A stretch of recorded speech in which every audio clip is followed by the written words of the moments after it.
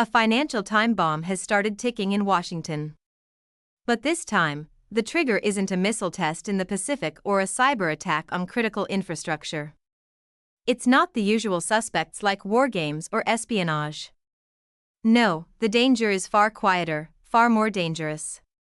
It's in the bond market.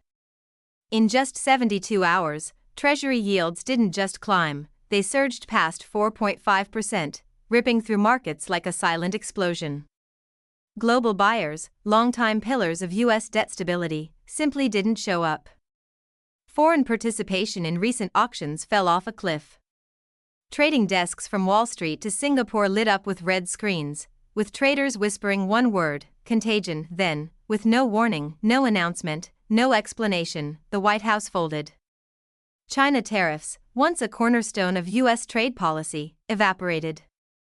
No press conference, no bilateral talks, just a quiet rollback buried in the fine print of a U.S. Trade Representative release.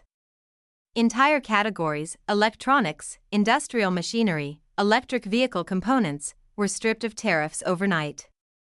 To the public, it was spun as inflation relief, but inside the halls of power, it reeked of panic. Because the administration wasn't just reacting to market moves, it was responding to a threat. Not a military one, a monetary one. According to sources close to the situation, Beijing had begun preparing something far more dangerous than sanctions or retaliatory tariffs, a full-scale dump of U.S. treasuries. To understand how serious that is, consider the leverage. As of March, China held $775 billion in U.S. debt, already down more than 30% from its 2018 peak. But Beijing doesn't need to sell it all to shake the system. It only needs to signal that it might. As Barclays strategist Ajay Rajadayaka put it, the weapon isn't the sale, it's the threat. And right now, the finger is on the trigger. This wasn't just a market correction, it was a coordinated warning shot, a global financial repricing, and the US blinked. Behind the scenes, the desperation was clear. Treasury Secretary Scott Bessent, in a rare breach of protocol, reportedly convened a direct emergency call with Chinese diplomatic officials, the timing just hours before the tariff rollback. Coincidence? Unlikely. According to J.P. Morgan's Phoebe White, the administration didn't just lose control of the bond narrative, it surrendered it entirely.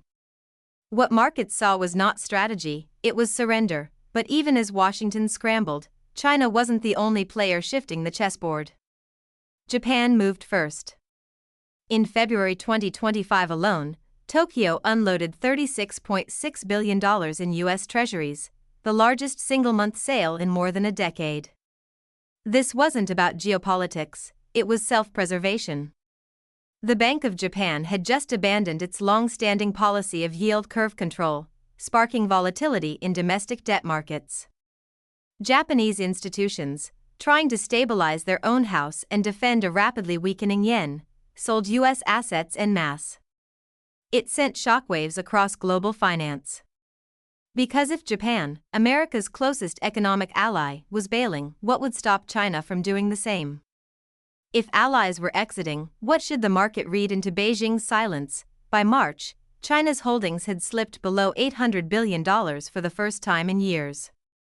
That number alone was alarming. But the more terrifying fact was that they hadn't even started selling. The message was clear, they could at any moment, and that was enough to shatter market confidence. Meanwhile, the 10-year Treasury yield, long the bedrock of global finance, edged dangerously close to 5%. It briefly touched 4.96% on March 27. That decimal point set off a cascade. Mortgage rates spiked past 7.8%, freezing the housing market. Corporate debt spreads widened by 52 basis points in a single trading session. Regional banks, already wobbling, saw their equities plunge 6.2% overnight. According to Goldman Sachs, the Financial Conditions Index hadn't seen a stress spike like that since the mini-banking crisis of 2023. But the problem isn't just investor nerves, it's math. The United States now carries over $36.2 trillion in federal debt. At these rates, each percentage point in yield adds $346 billion in annual interest payments. That's more than the budgets of multiple federal departments combined. The Congressional Budget Office now projects that interest payments on debt will surpass total defense spending by mid-2025. Just in the first quarter, the U.S. spent $273 billion on debt servicing, more than it spent on Medicaid. The Fed, paralyzed, cornered. BlackRock's internal client notes, never meant for public release, warned that if yields breach 5%, the Fed may have to intervene outside of schedule. That means emergency buying, liquidity injections, and uncharted territory, but intervention comes at a price. The Fed's own balance sheet is already bloated to $7.4 trillion. And for the first time, it's bleeding. In Q1, the central bank posted an operational loss of $142 billion because the interest it pays on reserves and reverse repos now exceeds its income from assets. This isn't monetary policy anymore. It's crisis management. ChatGPT said Steven Rattner didn't mince words. Speaking to Bloomberg, he said, the Fed is now backstopping both the banking system and the U.S. government. That's not monetary policy, that's triage. And markets can smell the blood. Because the real question isn't can the Fed act, it's will markets trust it when it does? Confidence is currency, and Washington is running out of it. Capital doesn't wait for permission. It moves to safety, and it already is. In Q1 2025, inflows into German bonds surged to $76 billion, a 41% increase year-over-year. Not because they offered better returns, but because they offered something treasuries no longer could: credibility.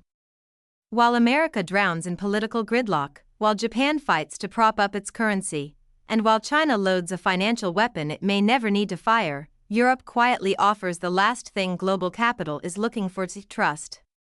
And in today's world, that may be more valuable than yield. The foundations are shifting beneath the global economy. Eurozone bonds, especially Germany's, have emerged not just as safe bets but as symbols of something the dollar can no longer guarantee: stability. Since January, the dollar index has slipped 3.8%, now trailing by over 8%. And in boardrooms from Sao Paulo to Abu Dhabi, central banks are recalibrating. They're raising euro and yen reserves, trimming their exposure to the greenback. By March, the IMF confirmed it, global dollar reserves had plunged to 57.1% of allocated holdings. That's the lowest point in nearly 3 decades.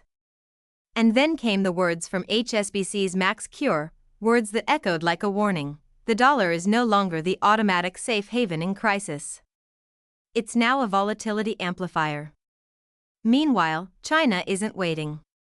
While China is building quietly, relentlessly, an alternative through SIPs, digital yuan settlements, and bilateral energy deals, Beijing is carving out a parallel financial system, transaction by transaction.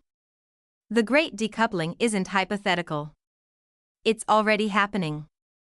The White House may have hoped April's tariff reversals would go unnoticed.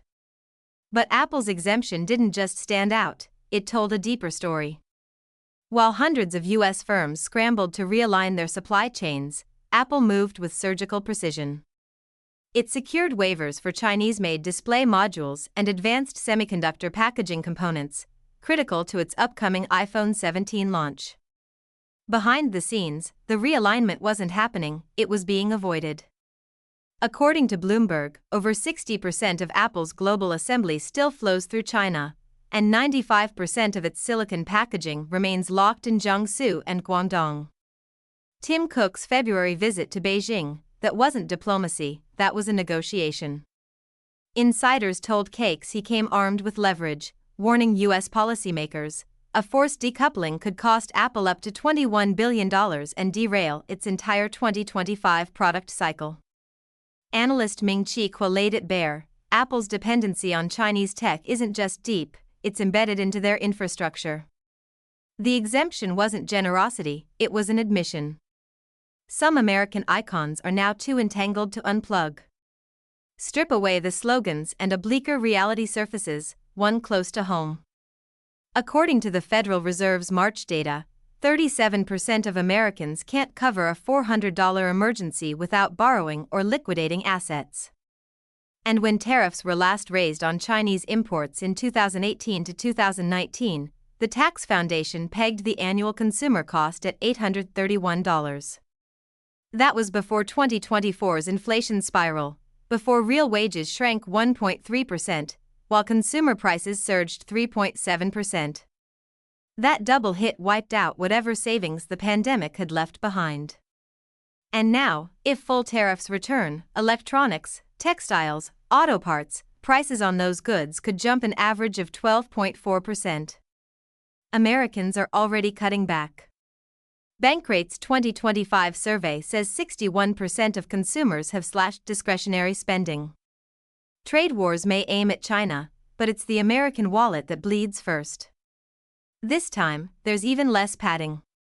Coherence? That's gone. In just 6 weeks, the administration proposed new tariffs on Chinese EVs, rolled back levies on industrial components, and then almost theatrically turned around to criticize Apple for doing exactly what it was just permitted to do. A leaked Commerce Department memo seen by Reuters on March 29 revealed internal fractures. One camp, led by senior U.S. officials, is pushing for aggressive tech decoupling. The other, backed by Treasury and Fed voices, warns this path could rattle markets already teetering under fiscal strain and geopolitical fog. This isn't strategy, it's reaction. It's improvisation masquerading as policy, and markets see it. Allies see it. Cornell economist Ishwar Prasad didn't sugarcoat it. Tariffs have become reactive levers, not part of a coordinated strategy. When policy looks like whiplash, confidence evaporates, and so do alliances. Meanwhile, politics grinds forward. Trump's approval.